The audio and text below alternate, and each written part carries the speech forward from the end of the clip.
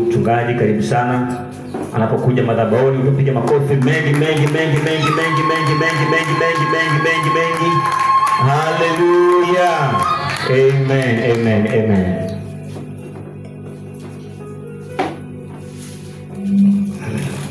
Amen. Bwana asifiwe. Hallelujah. Ninayo furaha mbele za Mungu, hasa kwa ajili tena ya siku njema ambayo Mungu ametupa tena. Jambo pekee naloweza kulisema kwako ni kwamba wakati wako wa kuomba ndio wakati wako wa kushinda. Bwana Yesu asifiwe. Amen. Na kwa hivyo lazima uwe na wakati wa kuomba kwenye maisha yako. Ni wakati wa kudhihirisha na kuenenda kwenye kile ambacho unajua Mungu anaweza kukifanya na unaamini hivyo. Na kwa maana hiyo ndio njia tunayojichochea na kujiimarisha na kujisukuma au kusukuma vitu vya kiroho vidhihirishe matokeo kwenye maisha yetu ya kimwili. Kwa wakati wetu wa kuomba ndio wakati wetu wa kushinda, na lazima ufurahi. Watu wengine wakisikia maombi basi ndio wanaonaga ndio program ambao huwa inawafanya wanune zaidi makanisani kisikia kuomba. Lakini naweza nikakwambia kwamba kuomba ndio program inayopaswa pia kupewa nguvu, kipaumbele na msukumo zaidi kwenye mioyo ya watu na kwenye makusudio ya watu, hasa waliookoka. Kwa hiyo ndio njia ambayo wanaruhusu na kuchochea nguvu za Mungu ziweze kuingia kazini katika maeneo na kugusa maeneo mbalimbali. Si kila eneo tunaweza kulifikia kwa mkono, lakini yako maeneo mengi tunaweza tukayafikia kimaombi. Bwana Yesu asifiwe. Hata yale yasiyoonekana, hata yale ambayo akili yako inaweza kuwa isiwe inaelewa nini kinaendelea, ndio maeneo pekee yanaweza kufikiwa kimaombi. Bwana Yesu asifiwe. Kwa maombi ni mkono mrefu zaidi kuliko mkono wako wa mwilini. Maombi pia ni mkono mrefu zaidi kuliko yale yote ambayo nguvu zako na akili yako inaweza kuyafikia. Ndio maana maandiko yanamtambulisha Mungu kwa kutumia neno mkono, yakisema mkono wako sio mfupi hata ushindwe kuokoa. Kwa maana kama mwanadamu ndiye mwenye mkono mfupi, lakini Mungu anaweza kufikia mambo yote bila umbali, bila kujali yana umbali kiasi gani kimwili au yana uzito kiasi gani katika akili za kibinadamu. Bali kwa Mungu yanawezekana. Anaweza kuokoa, anaweza kuponya, anaweza kuweka huru, na anaweza kusaidia, na anaweza kuinua kilichoanguka. Na kwa hivyo lazima taraja lako liwe katika kutiwa nguvu, kuponywa, kuokolewa, kuinuliwa na kusaidiwa zaidi kwenda mbele, hususan katika mwendo wako wa imani na mwendo wako wa maisha ya wokovu ambao Mungu amekupatia. Basi ni siku nyingine njema. Baada ya kusema hayo, ni kukaribishe basi tutapata wasaa mfupi wa kuweza kutafakari angalau neno la Mungu kwa ufupi, ambalo tutatafakarishwa na mtumishi wa Mungu Filipo, alafu tutaingia kwenye maombi yetu kwa kadri ambavyo tutakuwa tumetafakarishwa neno hilo. Karibu sana. Wakati anatuongoza katika kutafakari neno hilo, basi tumpokee kwa maombi.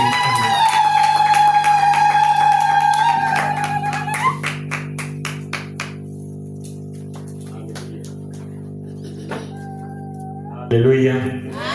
Haleluya kanisa. Amen. Bwana Yesu asifiwe. Amen. Bwana Yesu asifiwe. Amen. Basi ninamshukuru Mungu sana kwa nafasi tena hii ya kipekee siku hii ya leo katika Ijumaa hii, Ijumaa ibada ya maombi na maombezi. Namshukuru Mungu sana, lakini pia ninamshukuru baba yetu mchungaji kiongozi mchungaji Emmanuel Kalinga kwa kunipa pia nafasi katika kuweza kuongoza neno la maombi siku ya leo na katika kuomba. Haleluya. Lakini pia nakushukuru wewe ambaye umechukua wasaa kuja kanisani, kuja kuabudu Mungu, lakini pia na kuja kuomba. Haleluya. Basi tupigie makofi mengi, tupigie makofi mengi. Haleluya. Tuko tayari kuomba? Tuko tayari kuomba? Amen. Basi yako machache ambayo Bwana Yesu Kristo kwa neema yake ameniwezesha kuweza kuiandaa katika kuomba kwetu katika neno lake. Basi tamshukuru Mungu, kisha tuendelee omba uwepo wake. Haleluya. Baba, katika jina la Yesu, mfalme wa wafalme, Bwana wa mabwana, Mungu mwenye nguvu, Mungu mweza wa yote, na kushukuru Bwana pamoja na kanisa zima Bwana mahali hapa CBC, watumishi wako. Tunasema asante Mungu wetu, kwa maana ni Mungu mwenye upendo, Mungu aliyejaa neema na utukufu. Tunasema asante tena hata kwa wakati ambao umetupatia Bwana katika kuabudu Mungu mahali hapa kwa siku ya leo. Baba, ninakuomba katika jina la Yesu, ukaseme na watu wako. Mungu, katumie kinywa changu kusema na watu wako. Pia tupatie nguvu za kuweza kuomba katika jina la Yesu. Roho wako Mtakatifu akatuwezeshe katika ule uvuli wa uzima, katika ule uvuli wa Roho wako Mtakatifu, katika jina la Yesu Kristo. Na pia Bwana, mtumishi wako ukaniwezeshe pia kunipatia ujasiri, uhodari na ushujaa mbele zako Bwana, kwa kuyanena yote ambayo Bwana Yesu Kristo umesema nami na ambayo Bwana unapenda kusema nao pamoja Bwana watumishi wenzangu mahali hapa. Ni katika jina la Yesu Kristo ukatawala kumiliki mfalme, katika jina la Yesu kwa utukufu wako. Amen. Bwana Yesu apewe sifa. Basi ni ibada hii ya maombi na maombezi, na kwa mwenye kuandika ni umuhimu wa maombi, ni umuhimu wa maombi ya vita kwa muamini na namna ya kupigana kwa maombi ya vita. Haleluya. Bwana Yesu asifiwe sana. Umuhimu wa maombi ya vita kwa muamini na namna ya kupigana kwa maombi ya vita. Haleluya. Bwana Yesu asifiwe sana. Kitabu cha Zaburi sura ya 144. Zaburi sura 144.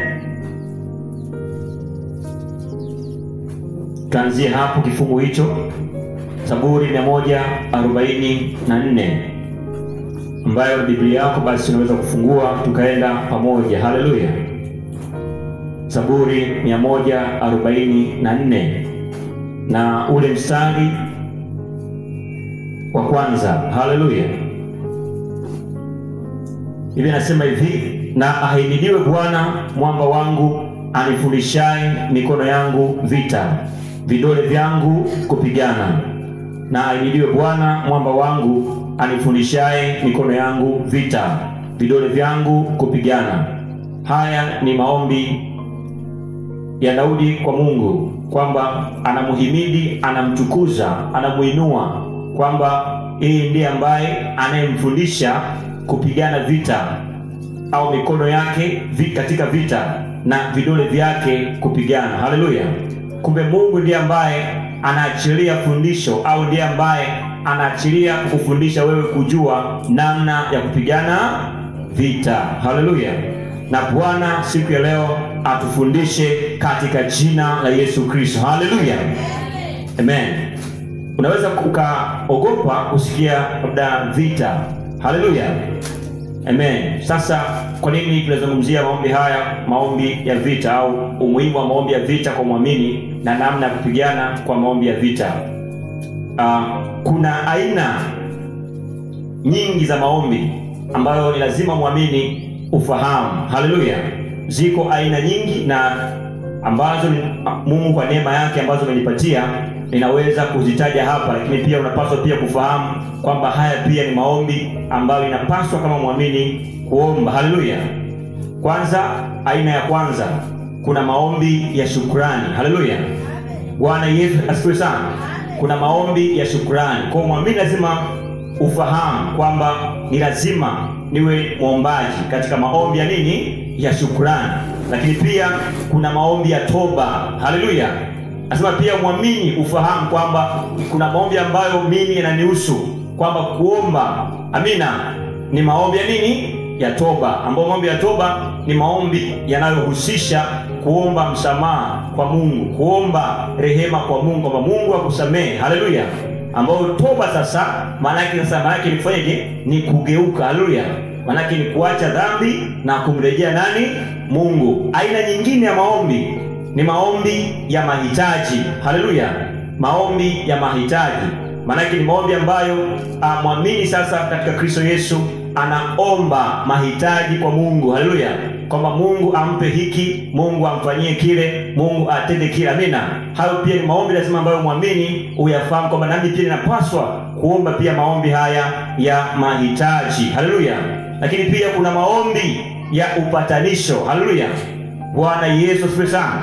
Maombi ya upatanisho, hayo pia nao muamini lazima uyafahamu kwamba pia ni aina ya maombi ambayo yananihusu mimi kusimama katika kuomba, kwamba kuna maombi ya upatanisho. Maana ni kwamba ninapozungumzia upatanisho, maana kuna vitu ambavyo havijapatana. Sasa unaomba kuvipatanisha na nani? Na Mungu. Haleluya.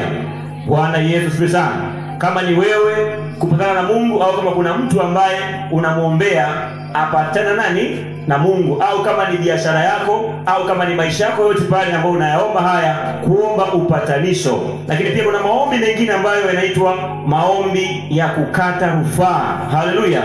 Maombi ya kukata rufaa. Haleluya. Maana ni kwamba ni maombi ambayo haukubaliani na matokeo ambayo umeyapata. Sasa unaomba kwa Mungu, haleluya, kwamba ninahitaji sasa kupata haki yangu. Haleluya. Haya ni maombi ambayo ni ya kuomba haki, mahali ambako unaona ya kwamba haujapata nini? Haki, unakata rufaa. Haleluya. Bwana Yesu asifiwe sana. Amen. Lakini kuna maombi mengine yanaitwa maombi ya kupeleka sifa kwa Mungu. Haleluya. Maana ni kwamba wakati huo unapokuwa katika hali ya maombi, unakuwa unamsifu nani? Mungu. Yaani hakuna mahitaji hapo, hakuna toba hapo, hakuna upatanisho hapo. Yaani wewe unapeleka tu sifa kwa Mungu kwa sababu ya utukufu wake, kwa sababu ya upendo wake, kwa sababu anakutetea, kwa sababu ndiye amekupigania, kwa sababu ndiye amekuvusha. Kwa ni maombi ya sifa. Lazima muamini ufahamu ya kwamba kumbe kuna maombi ambayo ni ya kupeleka sifa tu kwa Mungu. Haleluya. Lakini yako pia maombi, japo maombi haya inaweza kueleza kidogo, ni maombi ya kulaani. Haleluya. Bwana Yesu asifiwe sana. Maombi ya kulaani, maana ni kwamba muamini unaweza kusema katika maombi ukaomba kwa namna ya kulaani. Inawezekana kuna dhambi ambayo umeiona mahali, sasa unailani kwa maombi katika jina la Yesu. Kwa mfano nikitolea hii dhambi ambayo ni ya ushoga. Haleluya. Ushoga sio jambo zuri. Amina. Ni jambo ambalo halipendezi Mungu, lakini pia hata sisi wanadamu pia ni jambo ambalo halitufai. Haleluya. Sasa unalaani vikali kwa maombi katika jina la Yesu. Haleluya. Au ndio maombi ya kulaani. Lakini pia kuna maombi mengine, maombi ya kubariki. Haleluya. Ambao pia unaachilia baraka, kama jinsi ambavyo mara nyingi ambavyo katika kuhitimisha kwetu ibada au mchungaji pale ambapo anapokuwa anatuombea na kutubariki kwa wiki nzima, katika kazi zetu, katika ndoa zetu na katika maisha yetu. Amina. Anaachilia baraka. Na wewe pia katika maombi lazima ufahamu kwamba inapaswa kuomba katika maombi ya kubariki. Haleluya. Bwana Yesu asifiwe sana. Lakini pia yako maombi ya kuweka wakfu kwa Bwana. Maana kile ambacho Mungu amekukabidhi sasa unaweza ukaweka wakfu kwa Bwana kwa kazi ya Bwana. Haleluya. Hayo pia ni maombi. Bwana Yesu asifiwe sana. Maombi ya kuweka wakfu kwa Bwana. Hata watumishi wa Mungu, viongozi wanapochaguliwa wakaifanya ile kazi ya Mungu, huwa wanapatiwa maombi, wanaombewa. Haleluya.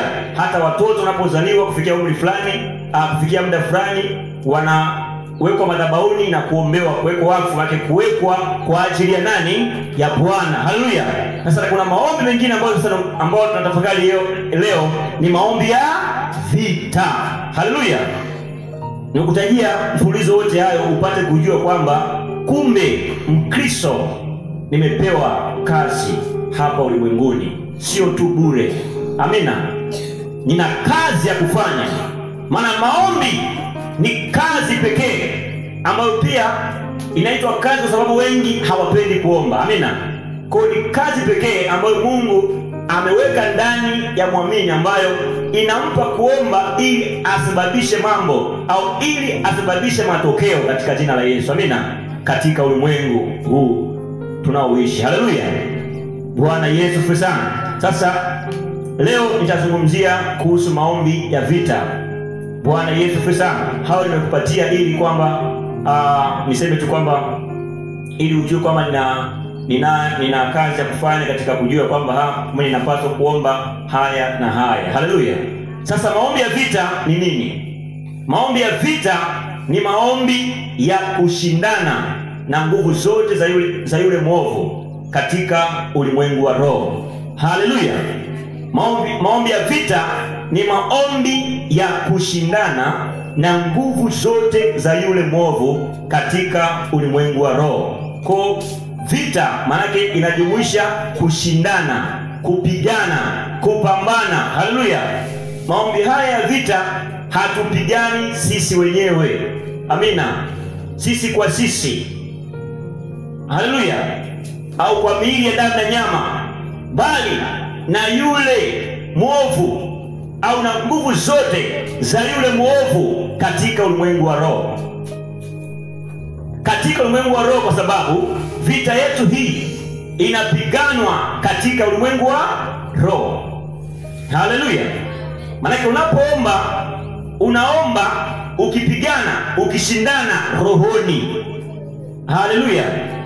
Unaomba kwa kinywa chako ni sahihi, unatembea, unafanya kitu na kile katika mwili, lakini jua kwamba katika ulimwengu wa roho ndicho kinachoendelea sasa, vita kamili ambayo ndio ushindani wenyewe ambao tunashindana nao katika nini? Katika nguvu zote za yule mwovu katika ule ulimwengu wa roho. Ni maombi ya kulegeza vifungo na kuvifungua. Haleluya. Ni maombi ya kulegeza vifungo na kuvifungua. Haya ni maombi ya kulegeza minyororo na kuikata. Haleluya. Bwana Yesu asifiwe sana. Haya ni maombi ya kuangusha ngome pamoja na kuta za yule mwovu zinazokinzana na sisi katika ulimwengu wa roho. Haleluya. Bwana Yesu asifiwe sana. Bwana Yesu Kristo asifiwe. Kupitia falme za giza, mamlaka za giza, wakuu wa giza na majeshi ya pepo wabaya katika ulimwengu wa roho. Kwa hao ndio ambao tunaoshindana nao katika ulimwengu wa roho kwa maombi ya vita. Haleluya. Sasa kwa maombi yote ambayo nimekuonyesha pale mwanzoni, nimekutajia, na Bwana alinipa hiyo tu kwa makusudi kabisa, kwamba lazima ujue kwamba kuna aina. Sasa kila aina ya maombi pia ina namna yake ya kufanyaje, ya kuomba. Haleluya. Namna yake maana ni kwamba hata sauti yako lazima isifanani na sauti ambayo ni aina nyingine ya nini, ya maombi.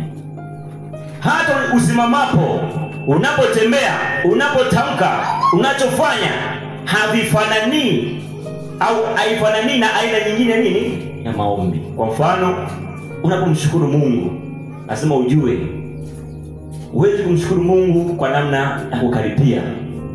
Haleluya. Mungu nakushukuru, yani bado. Haleluya. Hii ndio namna ya kwamba kuwa na hekima au kujua hekima namna ya kuomba. Haleluya.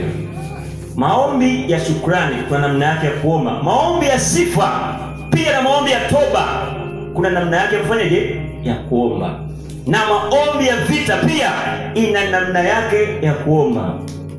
Uweze kuomba toka shetani, toka shetani wewe, toka shetani. Haleluya. Unaomba hivyo. Amina. Lazima utumie mamlaka yako katika jina la Yesu. Maana maombi ya vita ni unatumia mamlaka yako katika Kristo Yesu ambayo amekupa. Amina. Maana Kristo Yesu ni mwenye mamlaka.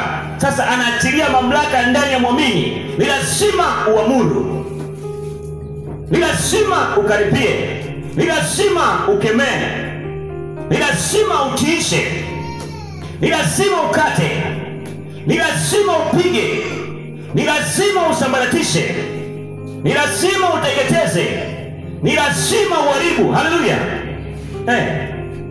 Mwanajeshi unaomba, shetani akupiga kwa jina la Yesu. Haleluya. Lazima hali yako ya ndani iwe na hasira ya kimamlaka katika jina la Yesu. Amen. Kwa maombi yako ya toba hayafanani na maombi ya vita. Bwana Yesu sana. Haleluya. Wakati mwingine upaswi kukaa Unapaswa kuinuka mahali ulipo na kutembea tembea na kuharibu katika jina la Yesu. Amen. Maombi ya vita, inazungumzia vita, maana inatuonesha kwamba sisi ni askari au sisi ni wanajeshi wa Kristo Yesu. Amina. Kwa tunaingia vitani kupambana. Haleluya. Bwana Yesu asifiwe sana. Vita hii inapigana katika ulimwengu wa roho, na uwanja wa vita ni eneo la imani. Haleluya. Kwa lazima ujue kwamba vita hii inapiganwa katika ulimwengu wa roho, lakini pia ujue uwanja wa vita ni eneo la imani. Haleluya. Kwa imani ndio uwanja sasa wa eneo, au ni eneo la vita. Kitabu cha Yuda sura ya 1 na mstari wa 3. Tarejea hapa na kitabu ambacho tumekisoma hiki hivi karibuni. Nataka uone kitu ambacho Bwana alinifundisha, nawe pia ninaomba upate Bwana apate kufundisha katika jina la Yesu. Amen. Wapenzi, Yuda 1 mstari wa 3. Wapenzi, nilipokuwa nikifanya bidii sana kuandikia habari ya wokovu ambao ni wetu sisi sote, naliona imenilazimu kuandikia ili niwaonye kwamba mwishindanie imani waliokabidhiwa watakatifu mara moja tu. Bwana alinipa hapa katika pale inaposema ili niwaonye kwamba mwishindanie imani. Mwishindanie imani. Haleluya. Maombi ya vita ni kushindana. Alafu hapa inasema mwishindanie imani. Haleluya. Maana ni kwamba katika eneo la imani ndio eneo ambalo linasimama katika vita ya muamini. Amina. Maana ni kwamba shetani ili akushinde, maana ameshinda imani yako. Haleluya. Hakuna mahali kama kupo basi nitapata msaada wa watumishi wenzangu ambao wameandika kwamba mwishindanie upendo, mwishindanie haki, mwishindanie wokovu. Sidhani kama kuna mahali ambako imeandikwa hivyo. Haleluya.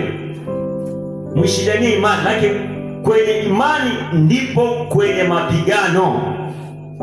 Haleluya. Ndiyo uwanja wa vita. Bwana Yesu asifiwe sana.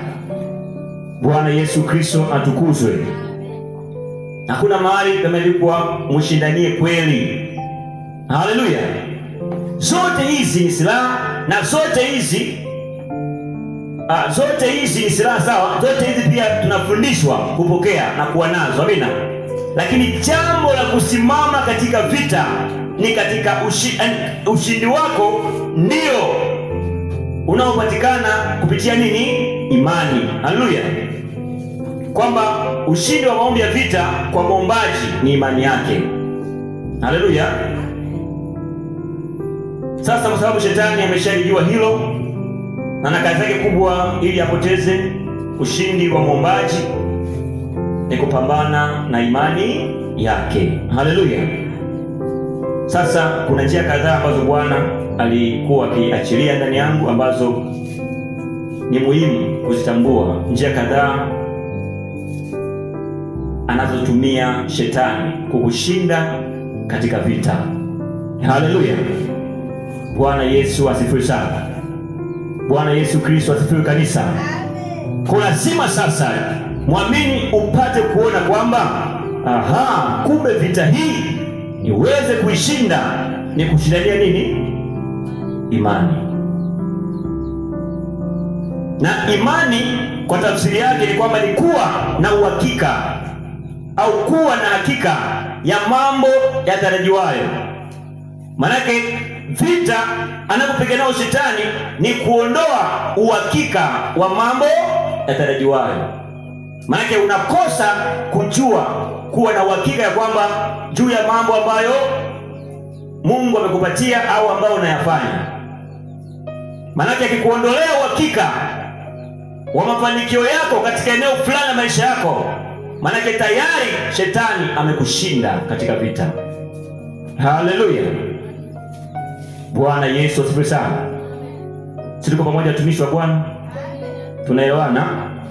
Amen. Ukiona kuna mahali umepoteza hali yako ya kwanza, nguvu yako ya kwanza, ujasiri wa kwanza, ujue ya kwamba shetani anapambana na imani yako. Sasa ili kushindania imani ni wewe kusimama katika maombi ya nini? Ya vita. Haleluya. Na kuna wakati fulani nilifundisha kwamba kuwa na maombi, nilifundisha kwamba maombi na hatua, kwamba wanakumbuka. Haleluya. Maombi na hatua. Sasa hata maombi haya ya vita unapoomba, unapoamuru, unapotamka, basi usiishie tu hapo.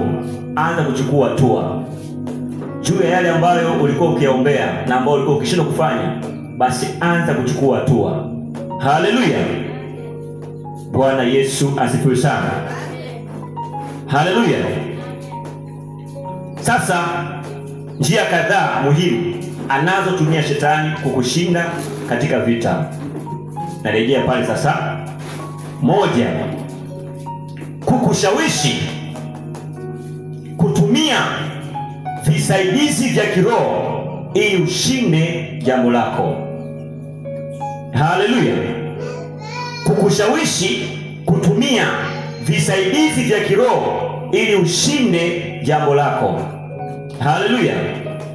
Mungu ni roho na shetani ni roho. Kwa namna ambapo shetani anafanya sasa, anakuja kwa namna ya kwamba yeye ni roho, ila anataka akaingia ndani ya mtu. Amina. Maana ni kwamba roho ya shetani ndani ya mtu. Haleluya. Maana ni kwamba ili kukushawishi kutumia visaidizi vya kiroho kwamba ili ushinde jambo lako, maana ni kwamba shetani atamtumia mtu kusema na wewe. Haleluya. Kukushawishi. Bwana Yesu asifiwe sana. Na visaidizi hivi nitavitaja kwa uwazi kabisa, na wengi mnavifahamu, mnavijua, mmevisikia. Yako visaidizi vinavyoitwa mafuta. Haleluya. Chumvi, sijui keki, vitambaa, maji, udongo, picha. Hivyo ndivyo vinaitwa visaidizi vya nini? Vya kiroho. Sasa shetani ndani ya mtu kukushawishi, maana ni kwamba atakuletea hivyo vitu mbele yako na kuonesha kwamba ukitumia hivyo jambo lako unashinda au utafanikiwa. Jua moja kwa moja huo ndio mpango kamili ambao shetani anaotumia kwako kudhoofisha imani yako na kukushinda vita. Bwana Yesu asifiwe sana. Manake sasa utaanza kuamini visaidizi vya kiroho badala ya kuamini Yesu Kristo na utendaji wake kwenye maisha yako. Haleluya. Bwana Yesu asifiwe sana. Hiyo ni njia ambayo shetani anaitumia ili kukushinda katika vita. Anapambana na imani yako. Mwisho wa siku nimeshuhudia wengi pia hata wameacha kuomba. Haleluya. Muda wa kulala kwa maelekezo ambayo amepokea kutoka kwa huyo mtu ambaye ndani yake si Mungu, ni roho ya shetani. Amina. Utaanza kutumia kunyunyizia mahali na ukaacha kuomba. Haleluya. Muda wa kulala ufanywi auombi, unalala. Kama una gari lako, basi asubuhi nywi kwenye gari, unajipulizia kama perfume, unapaka. Hata hatari zaidi sasa, vingine vinapikiwa kwenye chakula kama kiungo. Haleluya. Hauamini tena. Na njia hii ni njia ya utendaji wa akili wa shetani kukushinda katika imani. Haleluya. Bwana Yesu asifiwe sana. Kama unatumia, ndugu yangu, jua tayari imani yako imekwisha shindwa. Amina. Haleluya. hivi visaidizi huwa ni kwa ufunuo na ni mara moja tu, si mara zote. Haleluya, Bwana Yesu asifiwe sana. Kwa hiyo ni mbinu mojawapo ambayo naisema kwa wazi, na Mungu amenipa ujasiri wa kusema kwa wazi kwa kila mmoja. Haleluya. Mwenye kupokea, mwenye kuhitaji ushindi, basi atapokea. Mwenye kuyadharau, basi siku ile ya mwisho tutaona kile ambacho Kristo Yesu katika kundi ambalo atakuweka. Maana huku muamini yeye, umeamini visaidizi. Haleluya. Jina la Yesu Kristo ni jina liwezalo kutuokoa katika maisha yetu, na imani ndiyo inatupa uhakika, na ndiyo inayovuta vitu katika ulimwengu wa roho na kuja katika mwili. Haleluya, Bwana Yesu asifiwe sana. Tusome kitabu cha Matendo sura ya 4, Matendo ya Mitume sura ya 4 na mstari wa 10 mpaka 13. Jueni ninyi nyote na watu wote wa Israeli ya kuwa kwa jina, sikia, kwa jina la Yesu Kristo wa Nazareti, ambaye ninyi mlimsulubisha na Mungu akamfufua katika wafu, kwa jina hilo, kwa jina hilo mtu huyu anasimama alimzima mbele yenu kwa jina la Yesu. Amen. Kwa jina la Yesu, kwa maombi yetu jioni ya leo, vilivyokufa vikawe hai katika jina la Yesu. Amen. Nasema hivi, yeye ndiye jiwe lile lililodharauliwa na ninyi waashi, nalo limewekwa kuwa jiwe kuu la pembeni. Wala hakuna wokovu katika mwingine awaye yote, kwa maana hapana jina jingine chini ya mbingu walilopewa na damu itupasalo sisi kuokolewa kwalo. Haleluya. Basi walipoona ujasiri wa Petro na Yohana na kuwajua ya kuwa ni watu wasio na elimu, wasio na maarifa, wakastaajabu, wakatambua ya kwamba walikuwa pamoja na Yesu. Haleluya. Lazima watambue ya kwamba tuko pamoja na Yesu. Haleluya, Bwana Yesu asifiwe sana. Kwa hiyo hiyo ni njia mojawapo ambayo shetani anatumia kukushinda katika vita. Haleluya. Mojawapo ni kukushawishi, na ukianza kutumia imani yako inapotea, na ikishapotea lolote anaweza kukufanya, kwa sababu tayari imani hamna. Haleluya. Hilo ni jambo la kwanza. Jambo la pili ni kukuondolea uhalali wa kulitumia neno la Mungu kwa imani katika maombi. Haleluya. Maana ni kwamba shetani ndani ya mtu anaweza kukushawishi kwamba unaweza kuomba vyovyote vile hata usipokuwa na neno la Mungu. Haleluya. Jua ya kwamba ni hali ya kupigwa vita na imani yako kudhoofika, kushindwa. Haleluya. Hakuna maombi ambayo hakuna maombi ambayo yenye nguvu ambayo hayana neno la Mungu, yaani hayana mwongozo wa neno la Mungu. Maombi yote haya ambayo nimekutajia huku mwanzoni, yote haya iko misingi neno la Mungu litakuongoza wewe kuomba. Haleluya, Bwana Yesu asifiwe sana. Kwa hata maombi yako naomba, hakikisha kwamba maombi haya naomba, je, nina mwongozo wa neno la Mungu yanayoniongoza kuomba? Haleluya. Manake maombi ambayo hayana mwongozo na neno la Mungu, manake unaweza kufanya vitu ambavyo havipo katika ulimwengu. Haleluya. Havipo katika ufalme wa Mungu. Utaenda kujikuta unafanya mambo ya kishetani. Haleluya, Bwana Yesu asifiwe sana. Kwa sasa shetani ndani ya mtu manake anakushawishi na kukuondolea uhalali wa kulitumia neno la Mungu kwa imani katika maombi. Haleluya. Maneno yote ndani ya Biblia, hakuna maneno yaliyoandikwa kwa ajili ya watu wa Tanzania. Sasa kwa nini wa Tanzania na mataifa mengine tunaisoma Biblia na kuitafakari? Haleluya. Kifungua Biblia hakuna sehemu imeandikwa Tanzania. Haleluya. Kwamba hili ni la Tanzania. Sasa kwa nini tunasoma Biblia? Kwa hiyo tunatafakari Biblia. Tunayachukua hayo kwa imani. Haleluya. Maana ni kwamba ukitafakari kwa namna ya usomaji Biblia utakuta tu kwa zaidi ni kwamba utakuta kuna mazingira ambayo yanazungumzia. Haleluya. Ambayo yanazungumzia.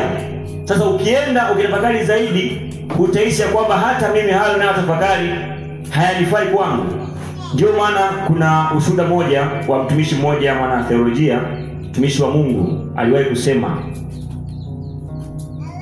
katika kusoma kwangu theology katika vyuo mbalimbali alijikuta anaanza kuishi maisha ya upagani na kuiacha imani yake. Haleluya. Alikuwa akiishi, hakujua kama anaishi na katika maisha ya upagani. Ni mtumishi wa Mungu. Alipotambua kwamba pamoja na kutafakari Biblia na kusoma kwangu huku na kule ndio, kumbe inamhitaji Roho Mtakatifu ambaye ndiye kiongozi, ndiye mwalimu, ndiye msaidizi. Haleluya. Bwana Yesu asifiwe sana. Manake nini kwa nilisema haya? Aliona kila akichunguza kwa undani kwa kina neno la Mungu, halimpi yeye uhalali, anaona maisha ya watu wengine, hayaoni maisha yake yeye. Sasa akajikuta ya kwamba sasa anaacha imani yake katika Roho Mtakatifu na kuanza kuingia zaidi na kuanza kusema kwamba hapana, hili sio, hili sio, hili sio, hili sio. Haleluya. Bwana Yesu asifiwe sana. Alisisitiza kwa habari ya kuongozwa na Roho Mtakatifu. Kwa hiyo inawasihi watumishi wenzangu katika Kristo Yesu, pamoja na kusoma sana neno la Mungu na kuendelea kusoma sana neno la Mungu, lazima Roho Mtakatifu ambaye tumepewa, huyo ndiye ambaye anatupa, kutukumbusha, kutufundisha, kutuongoza ili tusiache imani. Haleluya. Bwana Yesu asifiwe sana. Ambapo tunayachukua hayo kwa imani kufundishia, tunachukua hayo kwa imani kuonya, tunayachukua hayo kwa imani kushauri, tunayachukua hayo kwa imani kumsifu Mungu, tunayachukua hayo kwa imani kuhubiri, na tunachukua hayo kwa imani kuomba pia hayo ambayo yanayozungumzwa au kutajwa au kuandikwa katika Biblia, ambayo tunaita leo ni neno la Mungu. Haleluya. Bwana Yesu asifiwe sana. Ndio maana katika taratibu za usomaji wa Biblia, namshukuru Mungu kuna mahali niliwahi kujifunza kwamba lazima ujue neno hilo la Mungu ambalo nitafakari hapo. Kwanza ilikuwa linasemaje au linafafanuaje kwa watu waliokuwa wameandikiwa. Haleluya. Lakini pia neno hilo linasemaje pia juu ya maisha yangu, na neno hilo pia linasemaje leo na wanajamii au na jumuiya au na watu wa leo. Haleluya. Kwa lazima neno la Mungu unapotafakari lazima ujue kwamba ilikuwa inasemaje kwa wakati ule kwa watu wale. Haleluya. Lakini pia neno la Mungu ambalo nimelisoma linasemaje na mimi leo, sio watu, na mimi leo. Lakini pia neno la Mungu ambalo nimelisoma linasemaje na watu wa leo, watu wa jamii na watu wote. Amina. Tukijua hilo kwa msaada wa Roho Mtakatifu, ni lazima imani yako isidhoofike. Haleluya. Lazima imani yako ipate kukua, na kwa kushindania imani ndipo ambapo mahali penye vita ya kupambana kwa maombi Mungu asimame na kukusaidia katika jina la Yesu. Amina. Tuko pamoja tumishi wa Bwana. Kwa asiwepo mtu ndani yako ambaye anaweza kusimama kukuondolea uhalali wa kulitumia neno la Mungu kwa maombi, kwa imani katika jina la Yesu. Amina.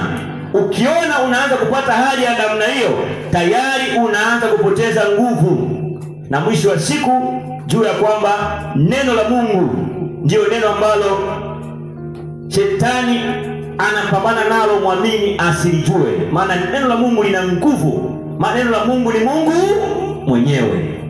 Haleluya. Na maombi yako lazima ujifunze ya kwamba lazima yaongozwe na neno la Mungu. Bwana Yesu asifiwe sana. Tuko pamoja tumishi wa Bwana.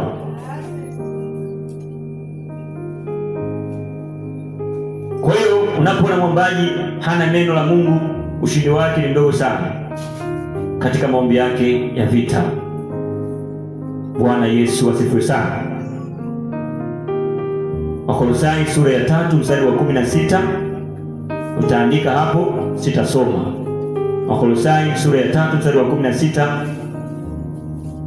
Wakolosai sura ya 3 mstari wa 16. Na Timotheo wa pili sura ya 3 mstari wa 16. Timotheo wa pili sura ya 3 mstari wa 16.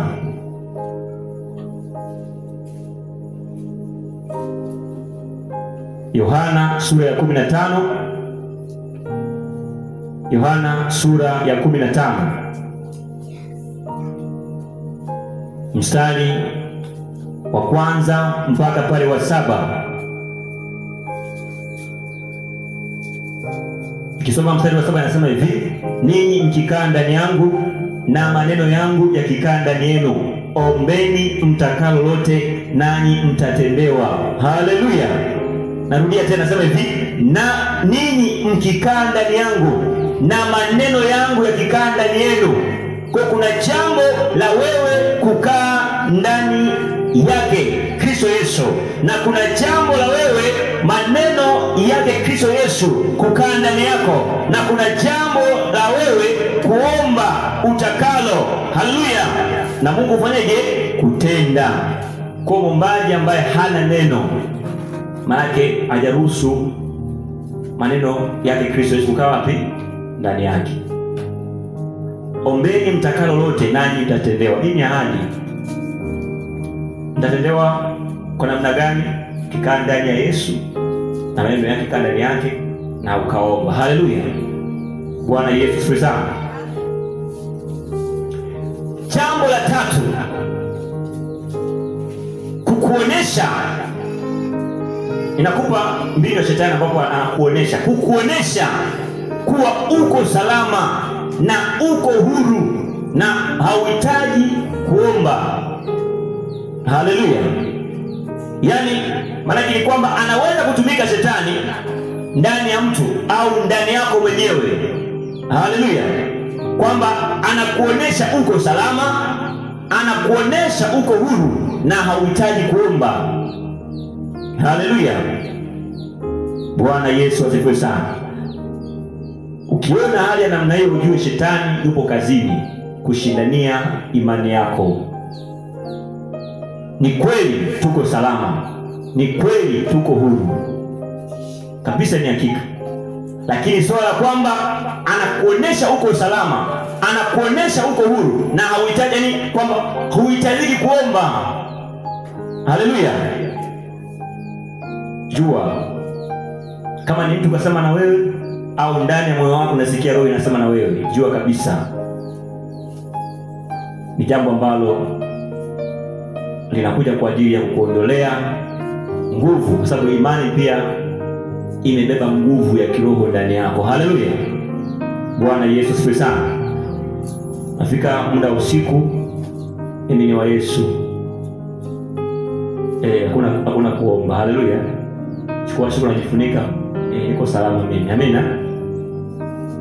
Tana misosi mbele, unakaribishwa, unapewa tu amini ni wa Yesu. Hata muombe chakula unachukua tunabugia. Haleluya. Unaenda kazini, unajiandaa kwenda kazini, amini ni wa Yesu. Haleluya. Bwana asifiwe sana. Maana tayari inakuonesha kwamba uko salama, uko huru. Ni kweli, sikatai tuko hivyo, lakini kwamba hauhitaji kuomba, hiyo ni hatari. Haleluya. Hiyo ni hatari, tena hatari kubwa. Sasa mimi ni wa Yesu, ni kweli ni wa Yesu, lakini kama uombi, ndio tayari imani yako imeanza kushindaniwa. Hapo mwisho wa siku unajikuta kumbe kile chakula ambacho umepatiwa hapo, ungeomba kama kilikuwa na madhara juu yako, Mungu anakuepusha nacho au anakuepusha nayo. Hata kama ukala bado pia ile madhara yafanyaje? Hakupati. Haleluya. Hata usiku ukaombea safari yako, ukaombea nini? Ukaombea kabla hujaenda kazini, ukaombea familia yako, ukaombea watoto, ukaombea nyumbani mwako. Haleluya. Bwana Yesu asifiwe sana. Kwa hiyo mbinu nyingine ni kukuonesha kama kuna mahali ambapo umeshakuoneshwa hivyo, basi katika jina la Yesu ujue kwamba ninashindaniwa hapo imani. Haleluya. Kwa ili sasa nishindanie imani, nipate kuwa na nguvu, lazima niwe na maombi. Haleluya. Lazima niombe. Hata kama ni hakika niko salama, niko huru, ni lazima niombe. Haleluya. Na jambo la nne na la mwisho katika mbinu ambazo shetani anazitumia kwa namna ya kukushinda katika vita, ni kukuonesha kuwa huwezi kushinda falme za giza. Kuonesha kuwa huwezi kushinda falme za giza, wakuu wa giza, mamlaka za giza na majeshi ya pepo wabaya katika ulimwengu wa roho. Na unaonesha kwamba hao wana nguvu kuliko wewe. Haleluya. Hiyo ni sauti ya ndani au ni mtu ndani au ni shetani ndani ya mtu. Amina. Mtu mwingine ambaye anasema na wewe, yani unasikia na kuonesha kwamba yani wewe huwezi kushinda falme za giza. Wewe tumeokoka hata mwezi bado. Haleluya. Inakuonesha hivyo, wakuu wa giza unaweza wapi? Mamlaka za giza unaziweza wapi? Majeshi hapo. Unasikia kwanza majeshi. Wewe uko peke yako. Yaani unaenda kusikia sauti za namna hiyo. Au anakuambia ukiwa na maombi ya vita utakufa mapema.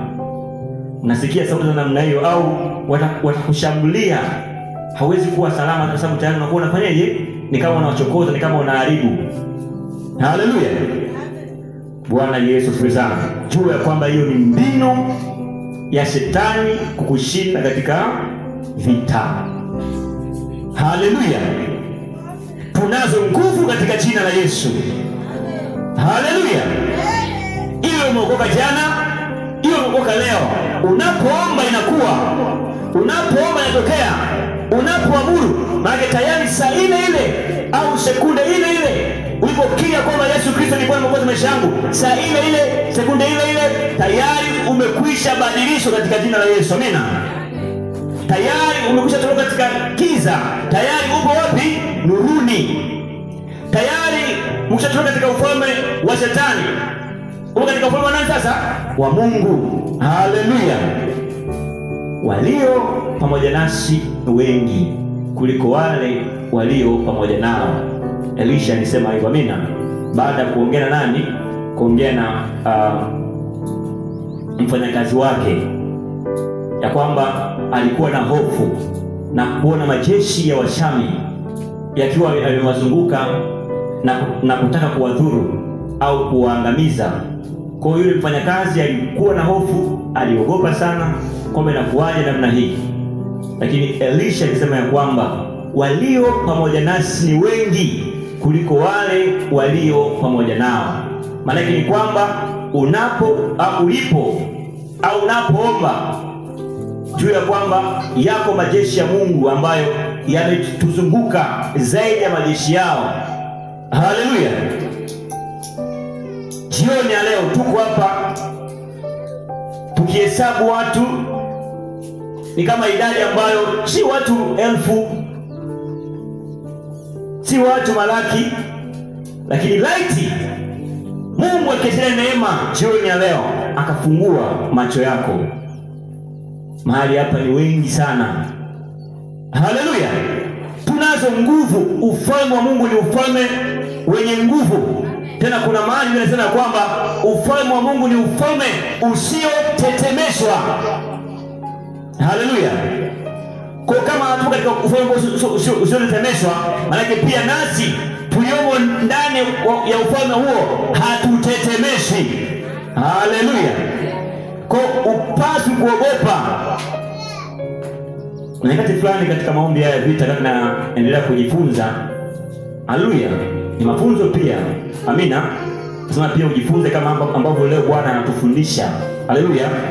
Wakati fulani katika mafunzo ya kujifunza kuomba maombi haya vita, ilikuwa naogopa sana. Yaani kuwa hapo tu usiku huu niko peke yangu humu ndani, nianze kupiga maombi ya vita. Ninaogopa, ninaacha. Kumbe Bwana ni kwamba tu shetani alikuwa ananichilia hofu nisifanyeje? Nisiombe. Niko peke yangu hapa. Shetani mwenyewe huyu tena anakufafanua kama ni kitu kikubwa. Haleluya. Shetani yuko chini ya nyayo za miguu yetu. Kama Yesu Kristo, Biblia inasema kwamba falme, mamlaka, sio sultani, katika kitabu cha Efeso kama sikosei pale, vimetishwa chini ya nyayo za miguu yake. Na Yesu Kristo huyu ambaye vimetishwa vyote chini ya nyayo za miguu yake, ndio yuko ndani yetu na ndiye tunayemuishi. Maana ni kwamba nasi kwa mamlaka hiyo hiyo, katika uweza huo huo, katika nguvu hiyo hiyo, vimetishwa chini ya nyayo za miguu yetu katika jina la Yesu. Amen. Bwana Yesu asifiwe sana. Kwa hiyo tangu leo, tangu sasa usiogope. Inawezekana ndani yako unasikia hivyo, au mtu anasema na wewe kukutisha juu ya kwamba hiyo ni kazi mojawapo ya mbinu ya shetani. Haleluya. Kukudhoofisha. Kitabu cha Waefeso sura hii ya 6 mstari wa 10 tu. Waefeso 6:10 nasema hivi, hatimaye. Sasa jioni ya leo sema hatimaye. Ungesema kwa ujasiri, sema hatimaye. Tuzidi kuwa hodari katika Bwana na katika uweza wa nguvu zake. Haleluya. Bado sijasikia vizuri. Yaani sijasikia sauti za watu ambao ni majeshi ya Bwana. Haleluya. Tena kwa sauti kubwa, hatimaye. Hatimaye. Hatimaye. Jioni ya leo tuzidi kuwa hodari katika Bwana na katika uweza wa nguvu zake. Haleluya. Shangilia Bwana kwa makofi mengi jioni ya leo. Mtukuze Bwana, mtukuze Bwana. Haleluya.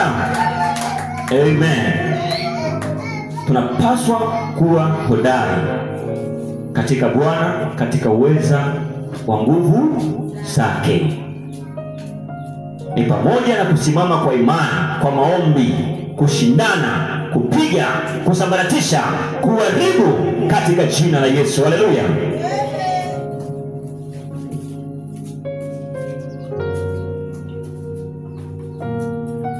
Maombi haya ni maombi ambayo yana umuhimu sana, kwa sababu watu wengi leo tunawaona wako salama na wako huru, kumbe maisha yao wengi yamekaliwa na shetani. Haleluya. Wanateseka na wamekaa kimya kwa sababu ya aibu na hofu. Wana hofu juu ya shetani. Wengine wameokoka na wengine pia hawajaokoka, lakini wana hofu juu ya shetani. Wana aibu ya kwamba nikisema, nikizungumza, haleluya, lakini ndio maisha ya wengi ambao tunaona huku nje wako salama, wako huru, lakini maisha yao yamekaliwa na shetani. Kwa maombi haya yanakwenda kufichua. Amina. Bwana Yesu asifiwe sana. Kila hofu ya mtu, kila aibu ya mtu, kila shida ya mtu, haleluya, kuachiliwa katika uponyaji wa Mungu katika jina la Yesu. Amen. Bwana Yesu asifiwe sana.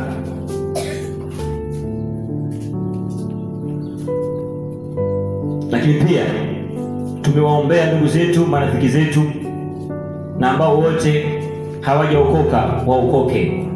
Tumewaombea maombi hayo na naenda kuombea. Lakini kwambie, wengine wamekaliwa na nguvu za giza. Shetani anawazongazonga ili wasiokoke.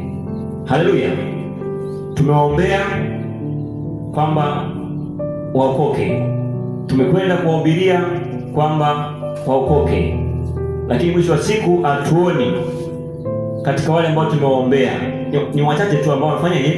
Wameokoka. Juu ya kwamba wapo ambao wanatamani waokoke, lakini kwa sababu wamekaliwa au wanazongwa hawaokoki.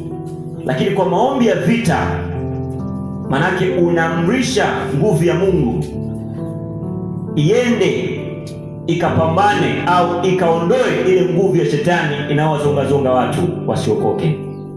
Na kwa maombi haya ya vita, katika kuombea kushana na shetani, ndipo utaona wengi wakirejea kwa Bwana. Biblia inaposema kwamba watu 3,000, watu 5,000, hebu fikiria, sio 100, watu 1,000 katika mkutano wa Injili ambao watumishi wa Mungu mitume wakiwa wakifanya wanaokoka, walikuwa wanaomba, walikuwa wakishindana. Haleluya.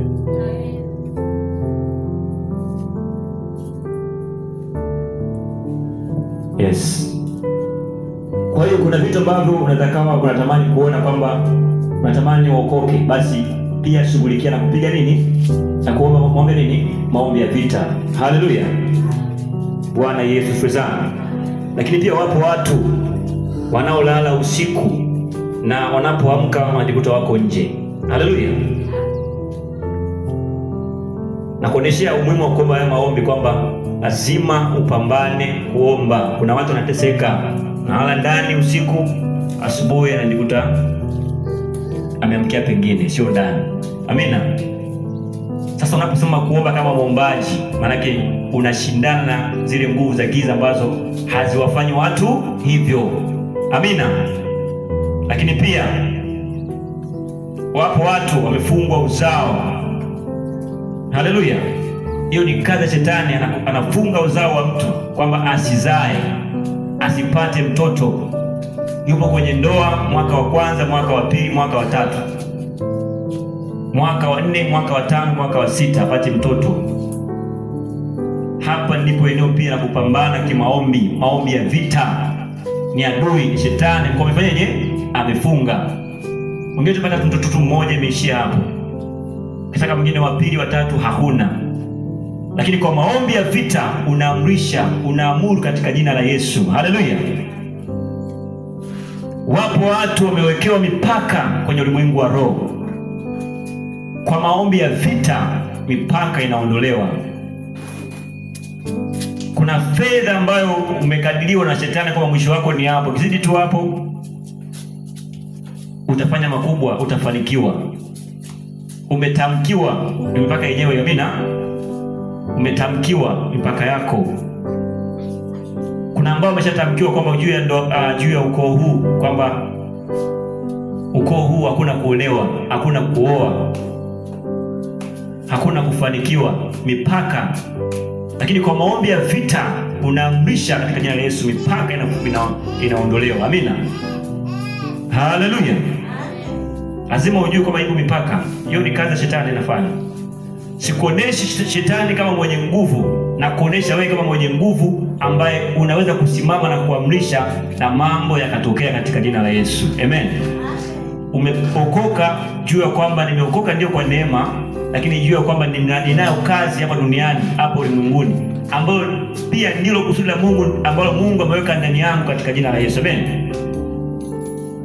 Mtu mmoja mahali ambapo umeokoka, wewe kwenye jamii, iwe ni kwenye familia, iwe kwenye ukoo, haujaokoka kwa bahati mbaya.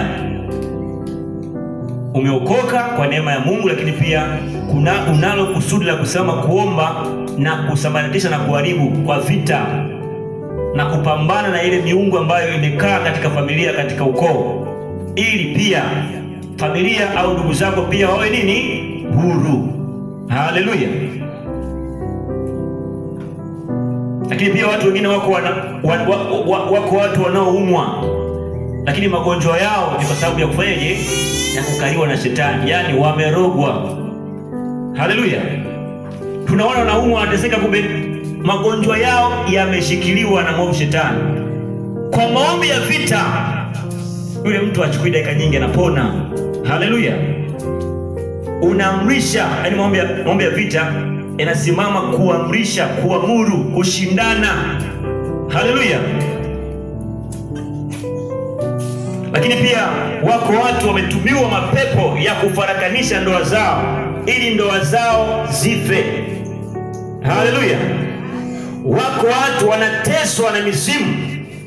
Wako watu kila mara ndotoni wanakimbizwa na nyoka au wanyama wakali.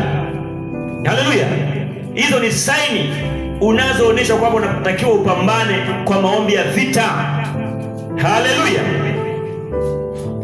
Bwana Yesu asifiwe sana. Tuna sababu ya kuomba, watu wa Mungu, maombi ya nini? Ya vita. Na leo tunakwenda kuomba. Sasa tutaomba kwa imani, tukisimama kwa silaha hii mojawapo ambapo nilitafakari. Tunasimama kwa upanga wa Mungu. Haleluya. Bwana Yesu asifiwe sana. Tunasimama kwa upanga wa Mungu. Tunawafukuza wakuu wa giza, falme za giza, mamlaka, majeshi ya mapepo katika ulimwengu wa roho kwenye maisha yetu. Tunawakatilia mbali, tunawapiga wanaotuzuia, wanaotupinga, waliokaa kwenye nafasi zetu, waliokusudia mabaya. Leo kwa jina la Yesu Kristo tukapokea ushindi wetu. Haleluya. Haleluya. Tunasimama kwa upanga wa nani? Kwa upanga wa Mungu. Sasa hili neno la maombi ni neno ambalo lina muendelezo. Kwa leo tufanye moja tu. Tutasimama kwa upanga wa Mungu kwa imani katika jina la Yesu. Tunaamrisha tukiwa na imani kuwa tumeshika upanga. Haleluya. Takuonyesha maandiko kadhaa uone kwamba Mungu anao upanga. Haleluya. Isaya 27 mstari wa kwanza. Biblia inasema, katika siku hiyo Bwana kwa upanga wake ulio mkali, ulio mkubwa, ulio na nguvu, atamwadhibu Leviathani, nyoka yule mwepesi, na Leviathani, nyoka yule mwenye kuzongazonga, naye atamuua yule joka aliye baharini.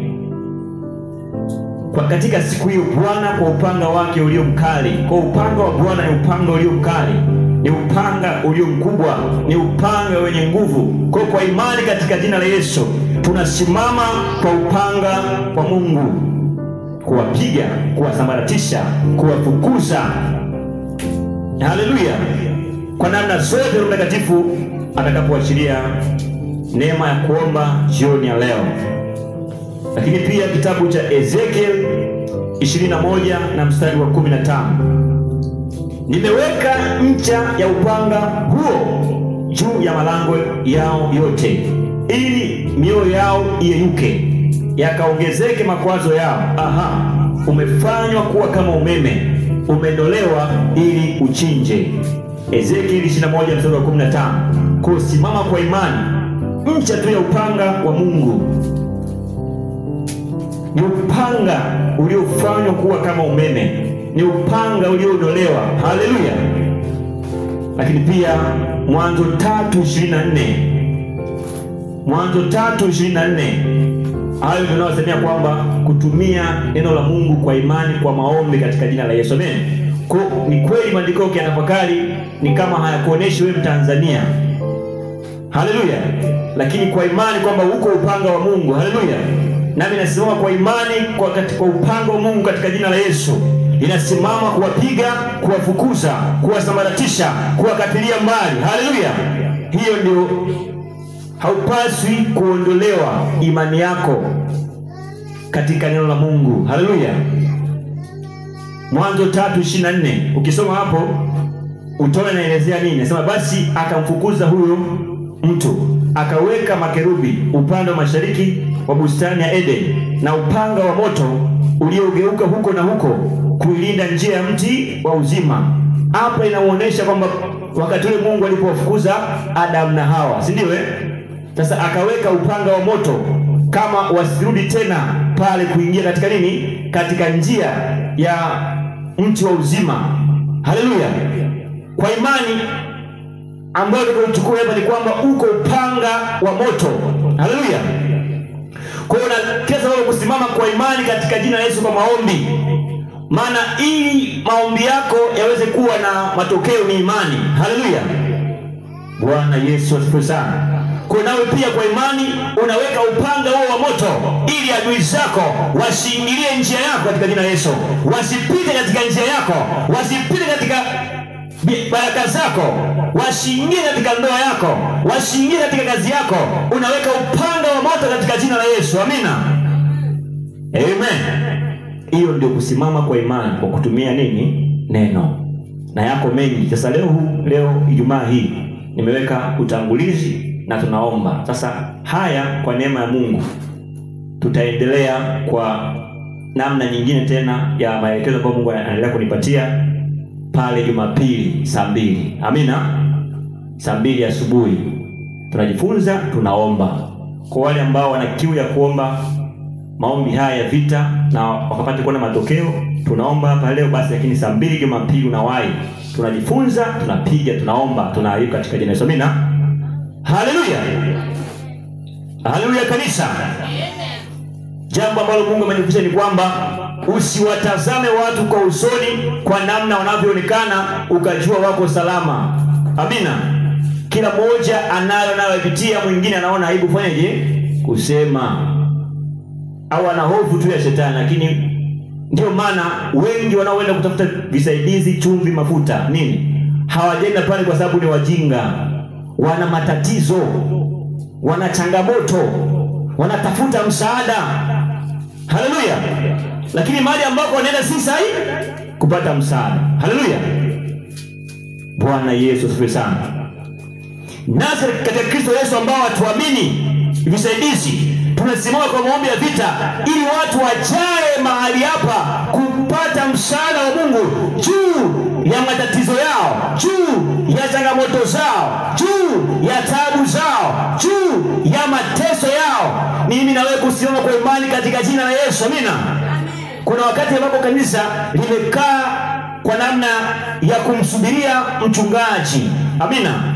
Mchungaji ni baba yetu na ndiye ambaye anatulea mahali hapa, lakini hatupaswi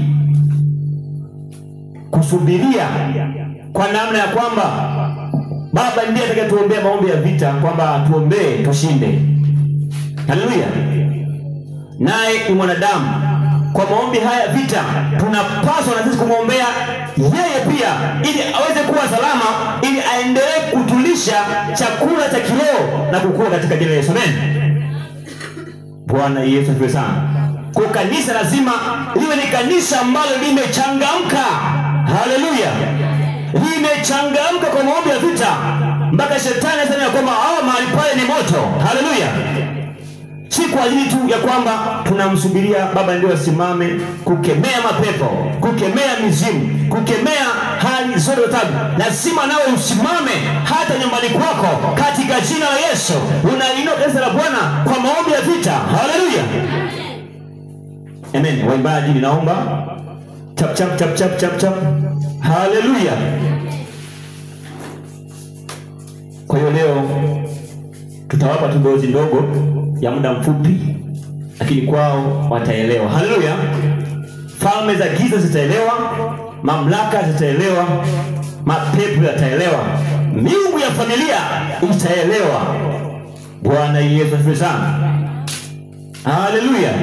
Usiogope. Nitaomba mtumishi Debo, kuna wimbo mmoja ambao ni wimba jana. Amina. Unaweza, unaweza, unaweza, Mwokozi, unaweza, Mwokozi. Haleluya. Amen.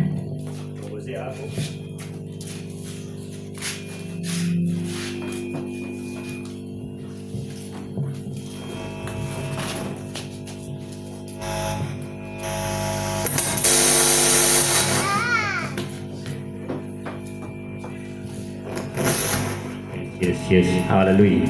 Hallelujah. Hallelujah.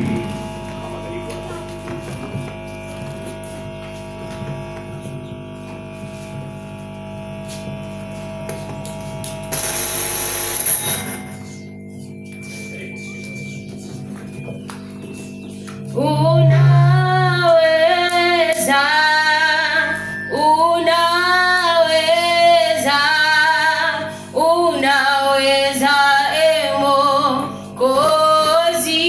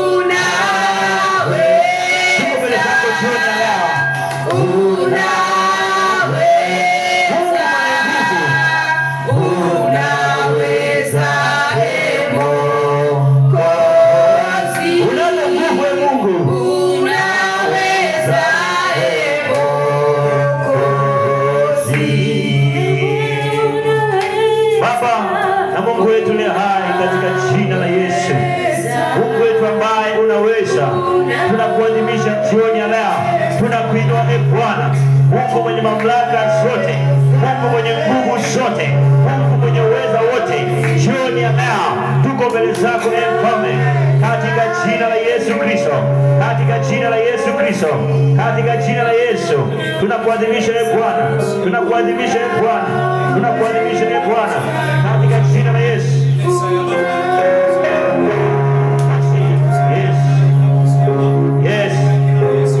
Kwenye prayer. Katika jina la Yesu, katika jina la Yesu, wewe ni mwenye nguvu Mungu wetu, katika jina la Yesu, katika jina la Yesu, katika jina la Yesu tunakwenda kinyume Bwana na ufalme na mamlaka na wakuu wa giza na majeshi katika ulimwengu wa roho, katika jina la Yesu, kwa imani mbele zako Bwana, kwa jina la Yesu, kuharibu kazi zao, kuzivunja kazi zao, kwa jina la Yesu Kristo, kwa jina la Yesu Kristo, kwa upanga wa Mungu, kwa upanga ulio mkali, kwa upanga ulio kubwa, kwa upanga wenye nguvu, katika jina la Yesu Kristo, katika jina la Yesu Kristo.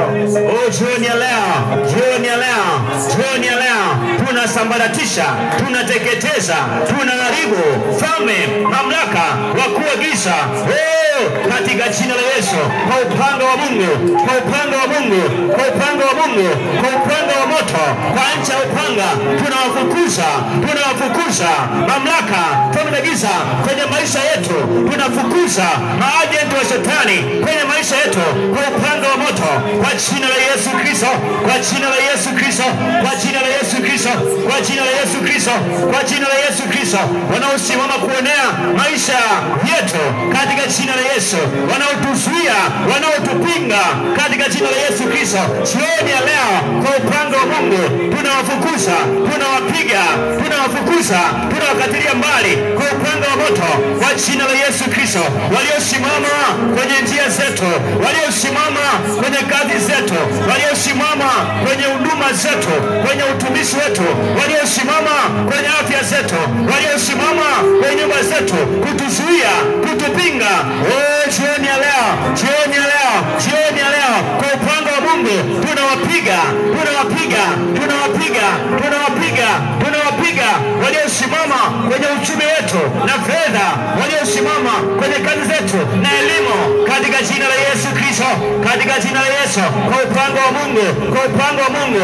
Isaya ile sura 27 ule mstari wa kwanza, upanga ulio mkali, upanga ulio mkubwa, upanga wenye nguvu jioni ya leo, katika jina la Yesu, katika jina la Yesu, katika jina la Yesu, katika jina la Yesu, katika jina la Yesu, katika jina la Yesu, wafukuze, wafukuze kwa upanga wa moto, kwa upanga wa Mungu, kwa imani jioni ya leo, kwa jina la Yesu Kristo, kwa jina la Yesu Kristo. Simama kwa imani, omba kwa imani, kwa jina la Yesu, katika jina la Yesu Kristo, katika jina la Yesu tunayapiga mapepo yanayoachilia magonjwa, tunapiga mapepo yanayoachilia uharibifu, tunawapiga mapepo yanayosimama kwenye baraka zetu jioni ya leo kwa moto, kwa jina la Yesu Kristo, kwa upanga wa Mungu, kwa upanga wa Mungu ulio mkali, ulio mkubwa, upanga wenye nguvu, kwa jina la Yesu, kwa jina la Yesu, kwa jina la Yesu, kwa jina la Yesu, kwa jina la Yesu, kwa jina la Yesu, katika jina la Yesu Kristo, katika jina la Yesu Kristo, katika jina la Yesu Kristo, katika jina la Yesu Kristo, katika jina la Yesu Kristo. Mapepo yanaotesa watu usiku, kwa jina la Yesu tunawafukuza, tunayapiga kwa upanga wa Mungu, kwa jina la Yesu Kristo.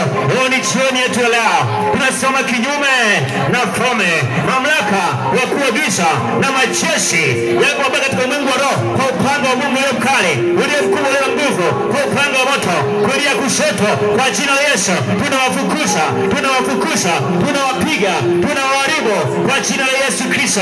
Tunavunja, tunakata minyororo, tunaangusha kuta zao kwa jina la Yesu Kristo, kwa jina la Yesu Kristo.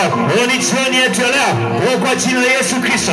Wafukuze sasa, wafukuze sasa kwa jina la Yesu Kristo. Waliokaa kwenye njia yako, waliokaa kwenye njia yako, waliokaa kwenye njia yako, waliokaa kwenye njia ya baraka yako, wafukuze sasa kwa damu ya Yesu, kwa jina la Yesu Kristo. Tunazo nguvu, tunazo nguvu, tunazo nguvu. Amuru, amuru, amuru, amuru jioni ya leo kwa jina la Yesu Kristo, kwa upanga wa Mungu, kwa upanga wa moto, kwa damu ya Yesu. Tunaamuru waliokaa kwenye njia zetu, tunawapiga, tunawapiga, tunawafukuza, tunawakatilia mbali ngome zao, kuta zao, madhabahu zao, minyororo yao, vifungo vyao, kwa jina la Yesu, kwa jina la Yesu, kwa jina la Yesu, kwa jina la Yesu, kwa jina la Yesu, kwa jina la Yesu, kwa jina la Yesu, kwa jina la Yesu. Mapepo yanayofunga uzao, mapepo yanayofunga uzao, watu wasizae, tunayafukuza, tunayapiga jioni leo kwa upanga wa Mungu, kwa upanga wa moto, kwa jina la Yesu. Mapepo yaliyokaa kwenye uzao, yaliyokaa kwenye uzao wa watoto, kwa jina la Yesu Kristo, kwenye ndoa zetu, tunayapiga, tunayapiga, tunayapiga, tunayapiga, tunayapiga kwa upanga wa Mungu, kwa jina la Yesu, kwa damu ya Yesu, kwa jina la Yesu, kwa damu ya Yesu, kwa jina la Yesu, kwa damu ya Yesu. Hata kwenye uzao wa biashara zetu, kwenye uzao wa mifugo yetu, leo, leo, leo, leo, leo, leo, leo, leo, wanaozuia uzao, mambo yasizaliwe, mambo yasizaliwe, hiyo ni mifugo, hiyo ni biashara, hiyo ni kazi, hiyo ni kwenye ndoa, kwa jina la Yesu Kristo, hiyo ni kwenye kilimo, kwa jina la Yesu Kristo. Leo tunawapiga, leo, leo, leo, leo, leo, leo, kwa jina la Yesu, kwa jina la Yesu, kwa upanga wa Mungu, kwa upanga wa Mungu, tunawafukuzia mbali, tunawafukuzia mbali, kwa jina la Yesu. Waliokaa kwenye njia zetu, kwa jina la Yesu, walioketi kwenye nafasi zetu, kwa jina la Yesu. Leo, leo, sema leo, sema leo, leo, leo, leo, leo, ni leo, ni leo, ni leo, ni leo, ni leo, ni leo, ni sasa, ni sasa, ni sasa, wala sio baadaye, ni sasa, kwa jina la Yesu Kristo, kwa jina la Yesu Kristo, ni leo, ni leo, ni leo, kwa jina la Yesu, katika jina la Yesu Kristo. Mapepo yanayoachilia magonjwa, kwa jina la Yesu, magonjwa ya kansa, magonjwa ya uvimbe, kisukari, ukimwi, magonjwa yote kwa majina yake, jioni ya leo, leo tunayafukuza kwa upanga wa Mungu, kwa upanga wa Mungu, kwa upanga wa moto, kwa damu ya Yesu, kwa jina la Yesu.